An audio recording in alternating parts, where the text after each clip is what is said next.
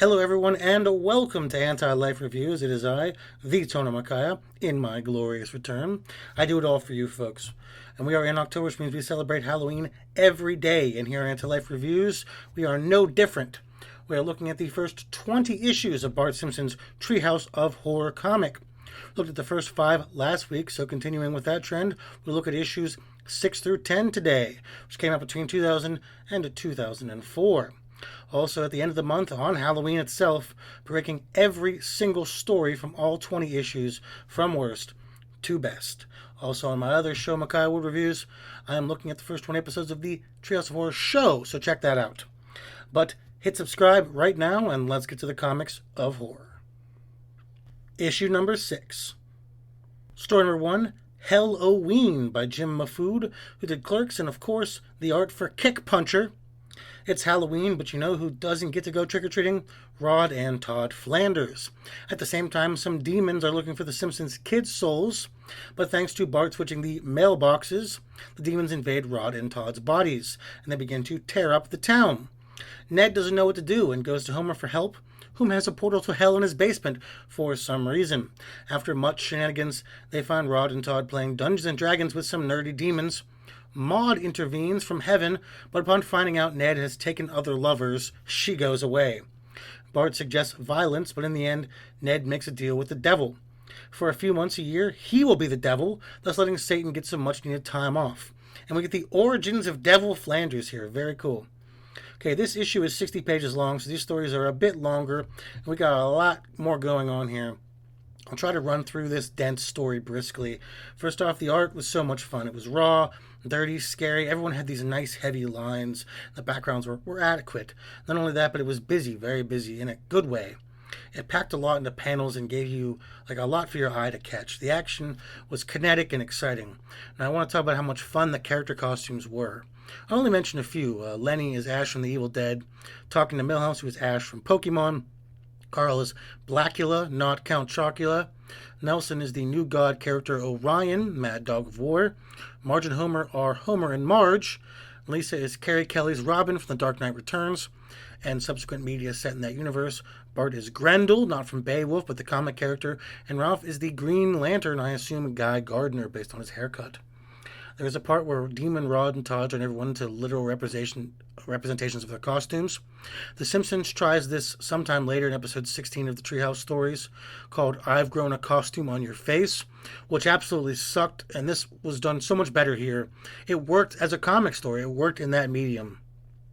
The dialogue also through this was very clever. He captures the voice of all these characters, even the minor background ones, and frankly, the fact that we got the origin of Devil Flanders was great. I love this story. Story number 2, Metamorph Simpsons by Peter Coopy, who did Spy vs. Spy. Homer has become a bug, and we all know living like a bug ain't easy. His family resents him, he is fired from his job, he is a pariah, without anyone to love or care for him. Even Itchy and Scratchy have an episode about killing bugs. Because he can't support his family, they are forced to take in lodgers, which makes their life even more difficult. Eventually, Bart squishes Homer with his skateboard, seemingly on accident, but Homer awakens from his dream to find his whole family are bugs, except himself. The Simpsons really nailed Kafka on the bollocks with this one. It was appropriately disturbing and depressing, which is everything fans could hope for and more. I quite like this. I'm also a big fan of the source material, but I can certainly see the dark tone of this one putting off some people. The art was a mix of Simpsons and some otherworldly abomination. Really like this one as well. Story number 3, Young Frankenstein by Bill Morrison, who worked on The Simpsons and Futurama. Bart gets hit by a car, and Professor Frank finds him and the man who wrecked into him, and makes Bart a new body. At first it goes well, and then it takes a turn for the worse, and after some nonsense, Frank and Bart swap bodies. This was not good. The art was really shabby. The story was paced strangely, had an Archie Comics look to it that I hated. It's all around really poor piece of storytelling. Frank has a flying monkey for some reason. Bart was also famously hit by Mr. Burns in his car in the episode, well, Bart gets hit by a car. And there was a Frankenstein episode in the 14th Treehouse, but that story was also utterly abysmal. Story number 4, From Dusk Till Dawn by Scott Morse, who worked on Sam and Twitch. This really borders on a prose tale about a kind of ghoul chupacabra thing that raises some hell in Moe's tavern until it dies eating something from Barney's belly button. Like I said, the art was incidental in this. It felt like a prose story. It was fun. I don't know. I like the art. I can't get much more out of it than that. I also have a short thing about Martin's Folk Tales from Around the World by Stan Sakai, who worked on Usagi Yojimbo. This is just a single page story where Martin recounts a Japanese ghost legend. I like the idea. Issue number 7. Story number 1, In Springfield, No One Can Hear You Scream by Garth Ennis, who famously wrote The Boys. Bart is watching some Itchy and Scratchy and their take on the Aliens franchise. This leads to Bart, much later in the night, finding the people of Springfield strung up, expelling xenomorphs from their body after having laid eggs down their throat. The Simpson aliens chase Bart down for their queen, Mr. Burns' alien. They're going to do the same to Bart as was done to his family, but he wakes up finding that the cat just slept on his face. But we get an ambiguous ending with Maggie's Binky being sucked on by a small xenomorph mouth. This is probably one of the few things I've ever enjoyed Garth Ennis writing. I'm objectively not a fan of his. This won't hinder my review of the story. The art was disturbingly good. It had this almost like parody of The Simpsons look, which worked for the violent and visceral nature of it. Most people probably know, but xenomorphs are the name of the aliens in the Alien franchise. I love how the aliens look like people they come out of, which is a nice nod to canon, and it really gives a disturbing vibe as well. Superb stuff. Great take on an alien story. Story number 2, I'm Not in Springfield Anymore by Stan Sakai, who once again created Usagi Yojimbo. Lisa is hit on the head and it leads to a pseudo Wizard of Oz parody. I'm not going to be funny, we've seen Wizard of Oz stuff before, you get the hint. Burns is the witch, Smithers is flying monkey, Homer needs a brain, blah blah. It does nothing new, and frankly, I really didn't like the story nor the art. I usually like Stan's stuff, but I think the coloring was way off. It was supposed to have this sort of Wizard of Oz feel, but everything was way too bright. It was over the top bright, especially after the last story, which was nice and dark. I don't know, it hurt my eyes to look at this. It was just ugly, not a good story. Story 3, Homo Erectus by Troy Nixley, who directed Don't Be Afraid of the Dark in 2010. All right. On an Arctic expedition, some men find Homer trapped in the ice. They take him in for scientific study and unfreeze him, but he is taken by a ne'er-do-well and put in a freak show. Thankfully, he is saved by the scientists not long after, but then they run tests on him, and they find him to be unacceptably stupid and put him in with the apes. Thankfully, it was just Kang and Kodos torturing Homer. They have a laugh. First off, the art reminds me of Ren and Stimpy meets H.P. Lovecraft. Had this, Victorian-era England meets bug-eyed madness feel. It obviously takes a lot of inspiration from David Lynch's The Elephant Man in style, tone, and story. Movie I love, by a director I love. So good stuff. People look human, but Homer looks like a cartoon character. It really cracked me up. Certified good on this one. Yeah. Story number 4, Catastrophe in Substitute Springfield. Written by Mark Hamill, who is Luke Skywalker. Professor Frank has a machine that can clone things, but its DNA goes all wonky and changes it to something else. This is used on The Simpsons, and the family turns into more human-looking, but newspaper-style characters. Kang and Kodos get a hold of it and use it on all of Springfield, making everyone look more normal, but newspapery, and they steal the city, Bottle City of Candor style. Really like the idea of seeing the Simpsons characters look more normal, and Fry from Futurama is there, but besides that, it wasn't a compelling story. It went on too long. It was a little confusing and honestly just an all-around mess. Issue number 8. Story number 1, Night of 19 Screams by Ty Templeton, who worked on Batman 66. Grandpa accidentally kills the Simpsons in a couch gag. He then finds that the Simpson house is loaded with freeloaders thanks to Homer's drunken stupidity. The Simpsons haunt all the people in their home, and then some, driving some of them to death. Grandpa dies as well and joins his family in the afterlife. Sort of disjointed story. I didn't really see where it was going or coming. It was okay, I guess, passable at best. I like seeing Herb Powell's baby talking, like a sign for it in the background. Beyond that, this was just kind of there.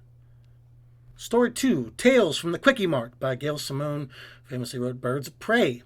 A story about the family being terrorized by breakfast cereal mascots, but thanks to Homer's endless stomach, they are pushed back. It's told by a Pooh in a Crypt Keeper sort of fashion, and the art is so creepy here. Pooh has this grin/snarl on his face the whole time. The breakfast mascots are made to look really intimidating. The Simpsons have these bulging weird eyes. Really appreciate what they're going for. The story is short and sweet, much like the cereal they had. Story 3, Crustine by Scott Shaw, known for Captain Carrots and his amazing Zoo Crew. It's a really messy story that seemed like just an excuse to draw Homer as famous drag racer Rat Fink, and certainly pulls that off. Art-wise, it's superb. Everyone has these hard, weird angles, and Homer, as the Fink, is incredible. But the story kind of wastes itself on going on for too long. I like the ending where Homer uses the evil car to make money at car shows, I suppose. Fun, if not a little long in the tooth story. Story 4, The Power Plant of Pain by Hilary Barta, who wrote on New Mutants, and Stephen Sullivan, who's a famous Simpsons comic writer. I can't really rate this one. Jeez, what did I say? It's just an A to Z of horrible, monstrous things that happen in the Simpsons world.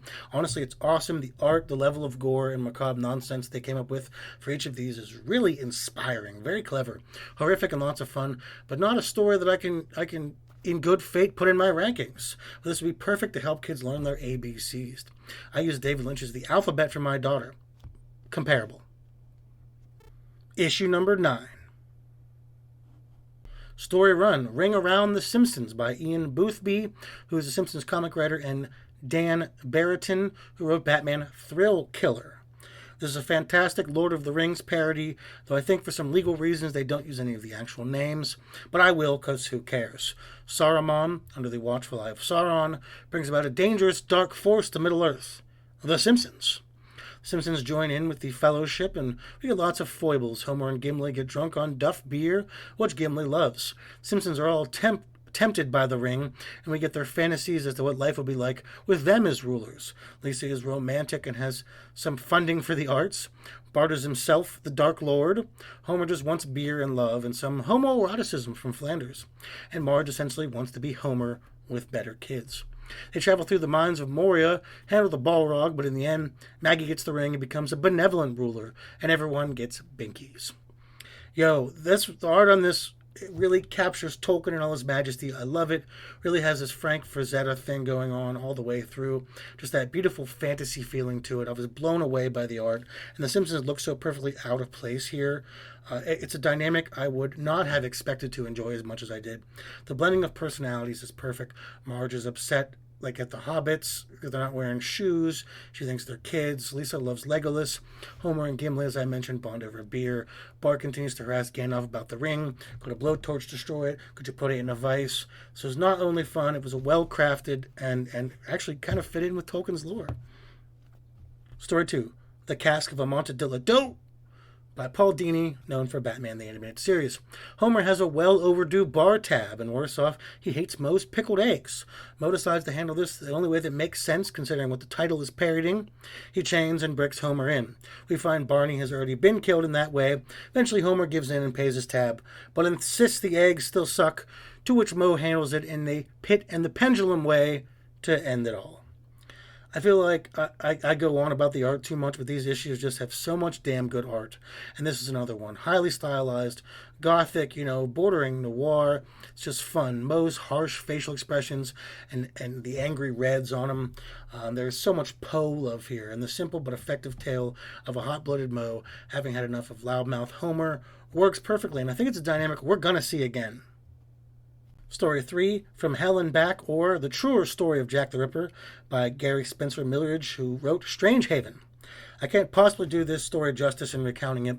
It is an excellent Simpsons abridged version of Alan Moore and Eddie Campbell's marvelous From Hell. If you have not read it and you're a comic fan, you have done yourself a great disservice.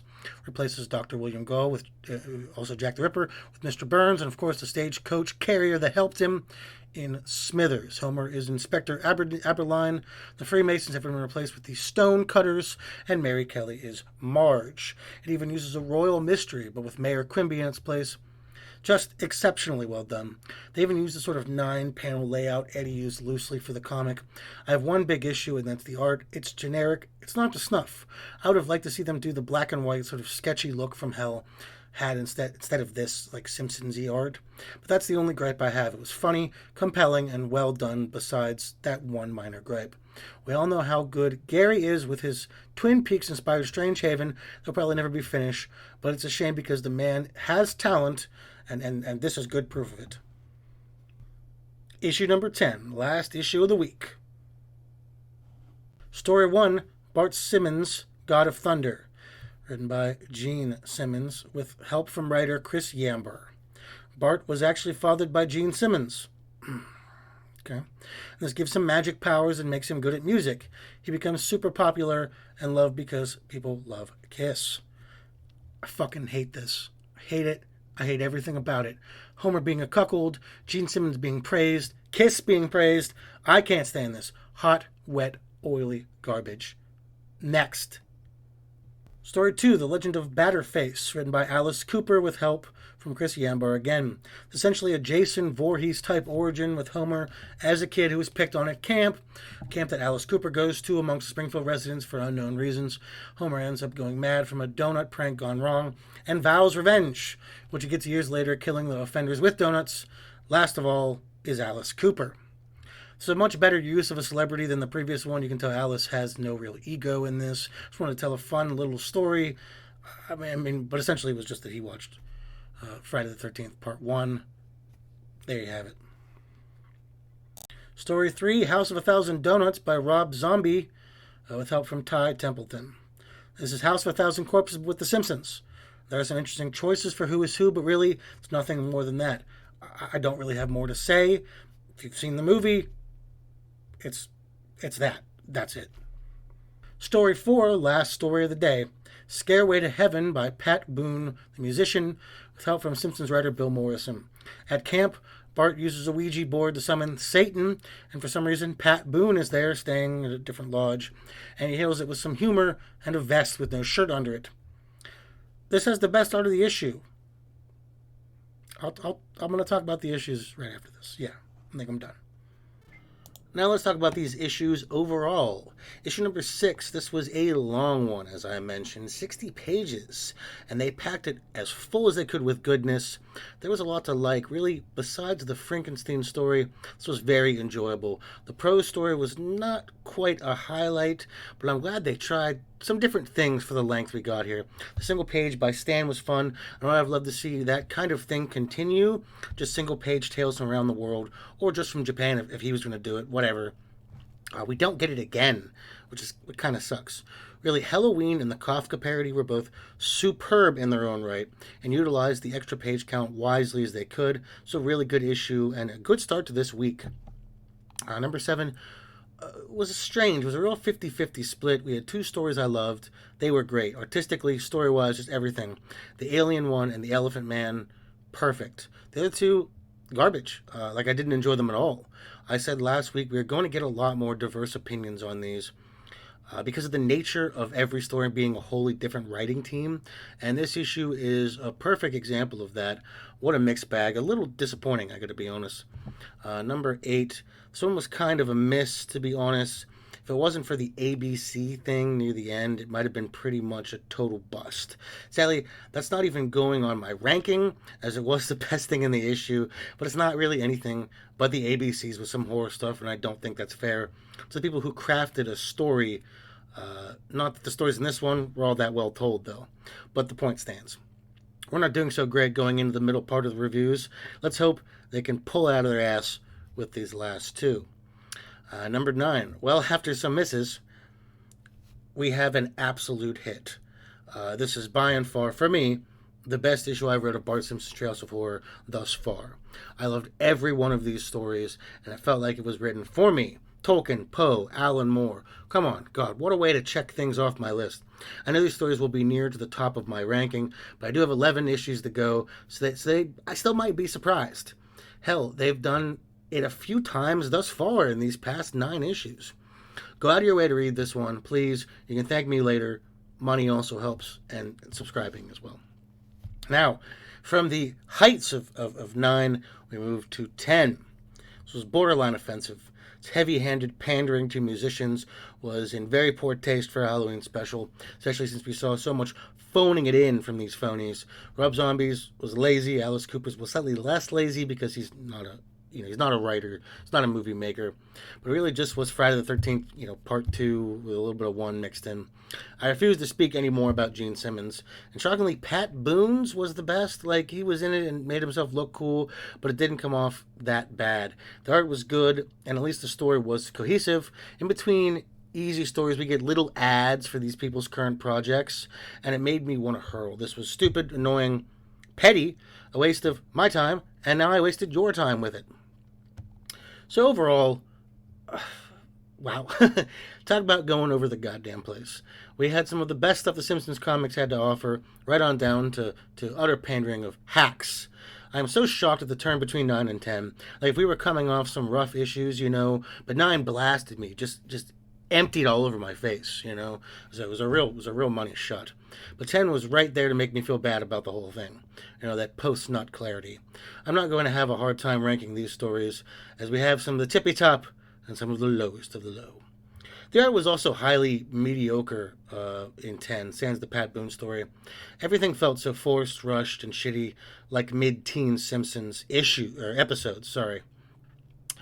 I can't wait to see what kind of nonsense next week will bring, and I hope I have you back for issues 11 to 15 of Anti-Life Review and of Bart Simpsons Treehouse of Horror. I just want to thank each and every one of you for being here, for watching, listening, masturbating, whatever you do when you put my channel on. Hope you have a wonderful Halloween month, and I know you'll be back. Please don't forget to add me on Instagram under Demon Peaks for daily Twin Peaks memes. Check my Patreon where you can support this channel for as little as $1, and subscribe to keep on track with me each and every week. This has been the Tona Makaya, Master of Minds and of Men. Thank you, and goodbye.